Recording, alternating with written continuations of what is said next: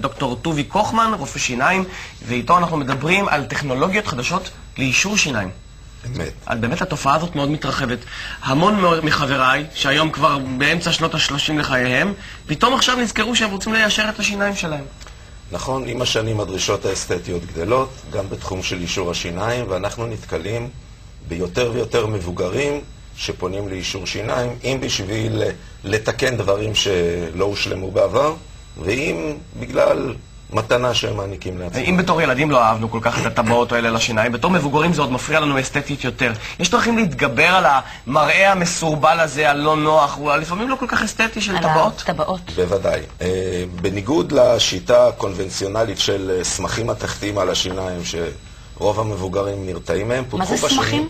סמך זה אותה קובייה שמודבקת על השן, בעברית תקינה.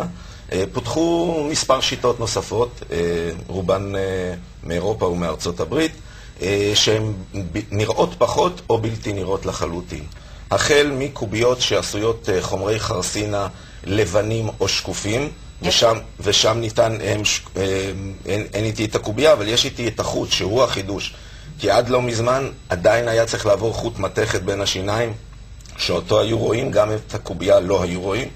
וכאן יש לנו שני סוגים, יש את הסוג שהוא עדיין חוט מתכת מצופה, אבל גם פותחו חוטים שקופים לגמרי, ואלא אם כן מישהו נמצא מאוד קרוב אל המטופל, לא ניתן לראות, זה נראה כמו חוט דיג, רק שיש לו תכונות אסתטיות. זה יעיל כמו סמך רגיל?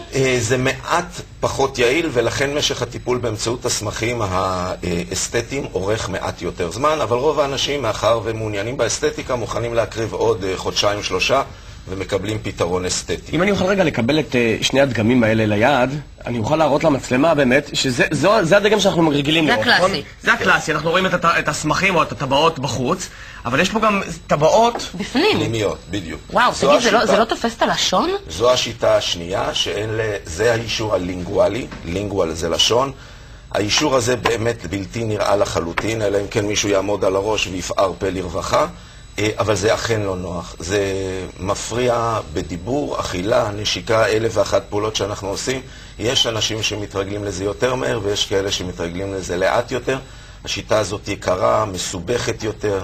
כלומר, אתם ממליצים עדיין על הסמכים החיצוניים? עדיין למי שמחפש פתרון אסתטי נוח, עדיין הפתרון של הסמכים החיצוניים, אבל יש שיטה שלישית, שהיא בלתי נראית לחלוטין, וזו שיטה אמריקאית שנקראת אינביזליין. עושים אותה הרבה מאוד אנשים שלא יכולים להרשות לעצמם שום סוג של סמכים על השיניים או קוביות פנימיות, שחקני קולנוע, שחקני תיאטרון, מגישי טלוויזיה למשל. בשיטה הזאת, באמצעות הדמיית מחשב, מיוצרות סטים של פלטות שקופות לחלוטין. הסט נחבש על השיניים למשך שבועיים, למשך 18 שעות ביממה, כך שזה ניתן להסרה. בבקשה. 18 שעות ביממה.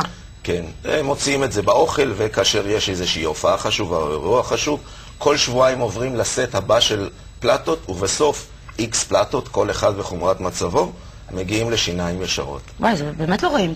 זה ממש לא, אני לא חשבתי שיש על זה שום דבר. כן, אני הייתי יכול להיות עכשיו עם השיטה הזאת, חובש את הפלטות ואיש לא היה רואה. אז בעצם אחרי שאני אוכל, למשל, אם נכנס לי קצת שאריות של מזון מתחת, אתה גם לא אמור לאכול עם זה, אבל אם אכלת, אתה ניגש, שוטף, ואיש לא רואה שום דבר. אז כ-20-30 סטים כאלה שמחליפים כל שבועיים? זה משתנה מאדם, יש אנשים שצריכים 10 סטים, יש אנשים שצריכים 40, בהתאם לחומרת המצב. זה משמעותית יותר יקר?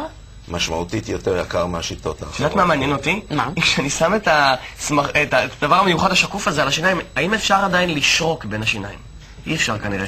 כך, בבקשה, תנסה. זה היה רק אצל השרה אני לא יודע, אני לא בטוח שאני רוצה. תודה רבה לכל הדוקטורים שמאיישים עכשיו את האולפן שלנו, ויש הרבה כאלה, זה ממש תוכנית בריאות נהיתה.